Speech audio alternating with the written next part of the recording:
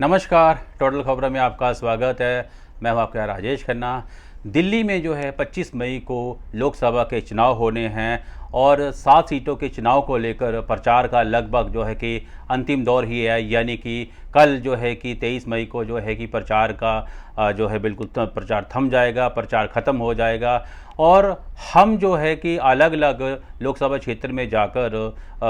अलग अलग पार्टी के कार्यकर्ताओं से, जनता से बात कर रहे हैं। आज हम आए हुए हैं उत्तरी पूर्वी दिल्ली की बुराड़ी विधानसभा क्षेत्र में, और यहाँ पर जो है कि कांग्रेस के जो है कि काफ़ी वरिष्ठ और पुराने नेता है और इनका नाम है श्यामकरण भारद्वाज हैं, और इन्होंने बुराड़ी को काफ़ी करीब से देखा है और कांग्रेस के वरिष्ठ नेता भी रहे हैं। आइए जानते हैं कि इनका जो प्रचार जो है कि किस तरह से चल रहा है और किस तरीके से जो है कि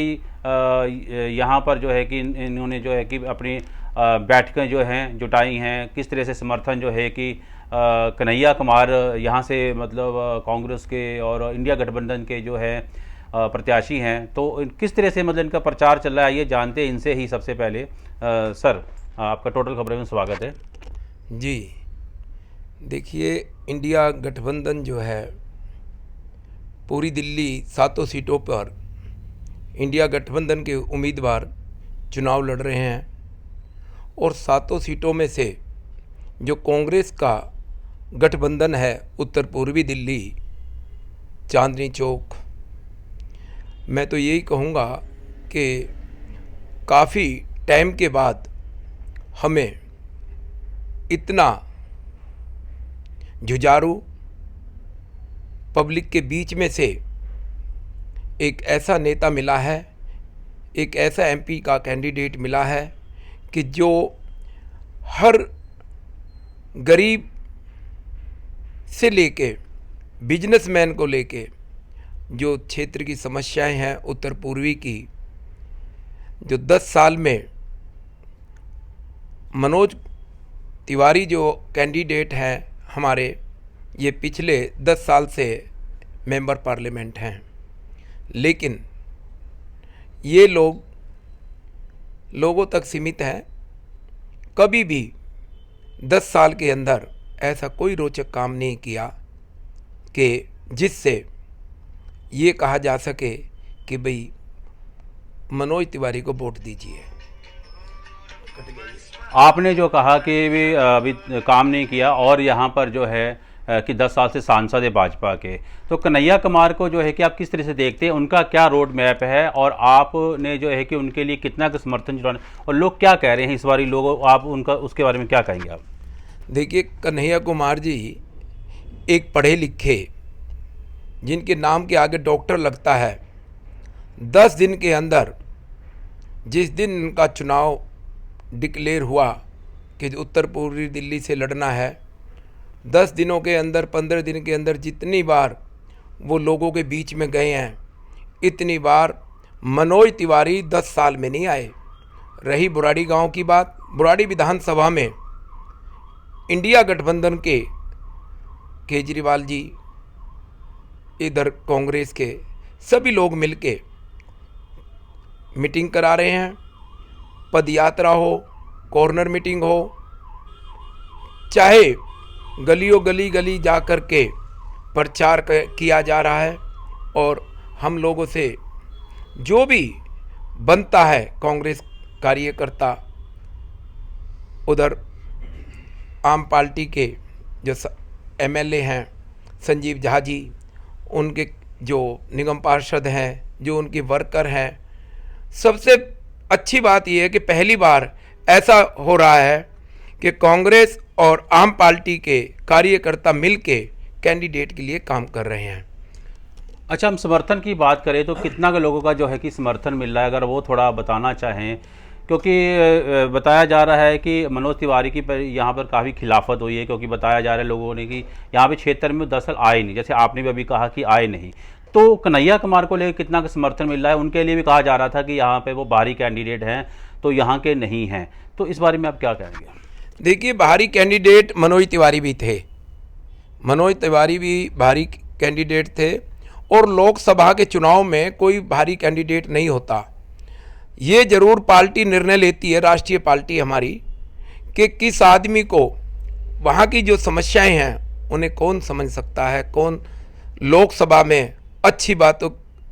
उठा सकता है, मजबूती से बात कर सकता है, उसका नाम कन्हैया कुमार है। कन्हैया कुमार जी ने मकंदपुर से पद यात्रा शुरू की। पूरा समर्थन, सबका आशीर्वाद, चाहे कोई रिक्शा वाला है, चाहे कहीं माता घर के बाहर खड़ी है, माताओं का, भाइयों का, सबके पैर छू के आशीर्वाद लेना। और चुनाव हारना जीतना एक अलग चीज़ होती है, लेकिन एक इंसान के अंदर इंसानियत, उसके अंदर संस्कार, इतना पढ़ा लिखा हुआ आदमी, इतनी जो हिंदुस्तान की टॉप कॉलेजों में से जो JNU है, वहाँ से IAS IPS निकलते हैं और वहाँ से देश के युवा का भविष्य तय होता है, एक राह मिलती है। मैं तो इतना कहूँगा कि बुराड़ी में अभी पिछले इतवार को भी चौधरी डेयरी से पद यात्रा शुरू हुई, कुशाल चौक होते हुए, बैंक ऑफ बड़ौदा होते हुए, तोमर कॉलोनी, सत्य विहार तक पूरा जन समूह सब ने आशीर्वाद भरपूर दिया है। और पहला ऐसा कैंडिडेट है कि लोकसभा के चुनाव लड़ने के बाद लड़ रहे हैं कि जो लोगों के दुखों को, क्षेत्र की कमियों को, क्षेत्र में चाहे नशाबंदी का मामला हो, चाहे ग्राम सभा की ज़मीनों का मामला हो, चाहे जो रोड की सबसे बड़ी समस्या है जाम की, जो कार्य रुके पड़े हैं, जो विकास हुआ ही नहीं, उन कामों को अगर हम देखें कि हमारे मेंबर पार्लियामेंट अगर हमारे जीत के जाते हैं कन्हैया कुमार जी, तो ये पहले लोकसभा में ऐसे आदमी होंगे कि जो MP बनने के बाद अपने क्षेत्र की समस्याओं के लिए लड़ेंगे और उनको मनवाएंगे, चाहे सरकार किसी की भी हो। ये एक ऐसा ज़मीनी, ऐसे गरीब परिवार से, साहूकार घर से नहीं है, लेकिन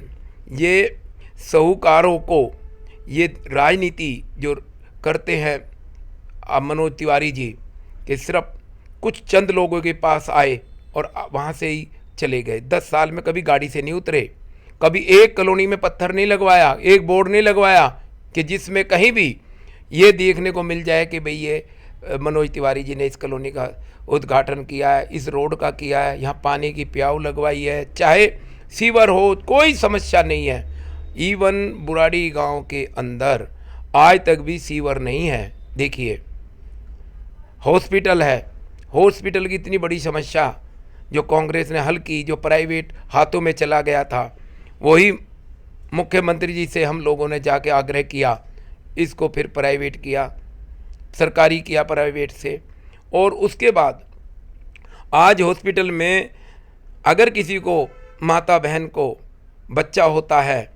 तो आज वहाँ डिलीवरी नहीं होती बुराड़ी हॉस्पिटल में। बताइए किस बात की फैसिलिटी है। तो हम इतना भी चाहेंगे सरकार से कि जन सुविधाएं लोगों के लिए होती हैं और वो हमेशा उनके लिए समर्पित होनी चाहिए। मनोज तिवारी काफ़ी हैवी कैंडिडेट है और दिल्ली के सबसे अमीर कैंडिडेट हैं, और उधर से कन्हैया कुमार भी अगर देखा जाए तो वो भी एक सेलिब्रिटी से कम नहीं है, वो भी एक राष्ट्रीय नेता हैं। तो कितना टफ आप मतलब मुकाबला मानते हैं, और कितने के मार्जिन से आपको जो है कि जीतने, मतलब कि आपका जो कैंडिडेट जो है कन्हैया जो है, अगर जीतते हैं तो कितने के मार्जिन से जीतने का अगर आप दावा करते हैं, क्योंकि आप काफ़ी पुराने कांग्रेस के नेता हैं, काफ़ी करीब से आपने बुराड़ी को देखा है। देखिए, मैं तो ये कहूँगा कि लाखों में जीत होगी, और हमारा कैंडिडेट दिल्ली के कैंडिडेटों में जीतने वालों में सबसे ऊपर होगा। एक बात, मैंने भी 7-8 लोकसभा के चुनाव के कार्यालय मेरे यहाँ रहे, मैं भी हर चीज़ को देख रहा हूँ, समझ रहा हूँ, लेकिन इतना एनर्जी, इतनी सूझबूझ होने वाला आदमी पहली बार ऐसा युवा चेहरा मिला है जिसमें एकदम राहुल गांधी जी की छवि नज़र आती है। ईमानदार, निष्ठावान और अपने आप को, अपने क्षेत्र की जनता को समर्पित करने वाला पहला नेता कन्हैया कुमार जी होंगे। और रही, आपने बहुत अच्छा सवाल किया कि रईस हैं, अमीर हैं तिवारी जी ने 10 सालों में जो पैसा कमाया वो भी क्षेत्र से कमाया है। बिल्डरों से कमाया है, कमाने के रास्ते होते हैं इन लोगों के पास, लेकिन क्षेत्र की समस्याएं भी हल करनी चाहिए, जिसमें कभी भी कोई ऐसी रुचि नहीं ली। इनकी एमसीडी में सरकार थी, खुद भी मेंबर पार्लियामेंट थे, लेकिन कभी भी चाहे हाउस टैक्स का मामला हो, चाहे क्षेत्र की समस्या बिजली की है, जब लोग बाग मकान खरीदते हैं, उसके बना के ज़मीन खरीद के बना के मकान में बैठते हैं, तो उनको लाइट पानी चाहिए। आज डीडीए ने एक नया कानून बना दिया कि अगर किसी को एनडीपीएल में कनेक्शन लेने के लिए जाए कि भाई आपको एनओसी लेनी पड़ेगी डीडीए से। अगर एनओसी लेनी पड़ेगी पानी बिजली के लिए भी, तो आप बताइए कहाँ प्रशासन, कहाँ पर मेंबर पार्लियामेंट चले गए ये लोग। इनको हाजिर रहना चाहिए, हमारी समस्या क्षेत्र की उनको उठाना चाहिए, उनको मनवाना चाहिए। जनहित में, लोकहित में ऐसे कार्य करने चाहिए जिसमें एक छवि बने, लेकिन ऐसा कुछ नहीं हुआ। 10 साल के अंदर मनोज तिवारी जी गाड़ियों में आए और गाड़ी से रोड से आए, रोड से चले गए। इसके अलावा मनोज तिवारी जी ने कोई काम नहीं किया। हमारा कैंडिडेट उत्तर पूर्वी दिल्ली का, मैं आपको विश्वास के साथ कहता हूँ, बुराड़ी से तो जीतेंगे, लेकिन 10 की 10 विधानसभा में जीत के जाएंगे और हमारी कांग्रेस पार्टी का, हमारे गरीब लोगों का, हमारी समस्याओं का निदान करेंगे और हर वर्कर की बात को सुनेंगे, अपनी क्षेत्र की समस्या को आगे रखेंगे, ऐसी उम्मीद रखते हैं। तो ये थे हमारे साथ श्यामकरण भारद्वाज, कांग्रेस के नेता हैं और बुराड़ी में जो एक इनका अच्छा खासा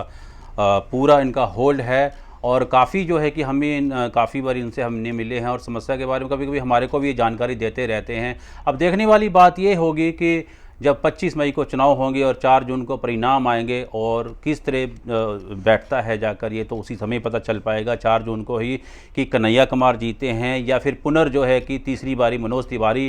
को मौका देती है जनता। इसके लिए तो हमारे को 4 जून तक इंतज़ार करना होगा। मैं टोटल खबरें दिल्ली से राजेश खन्ना।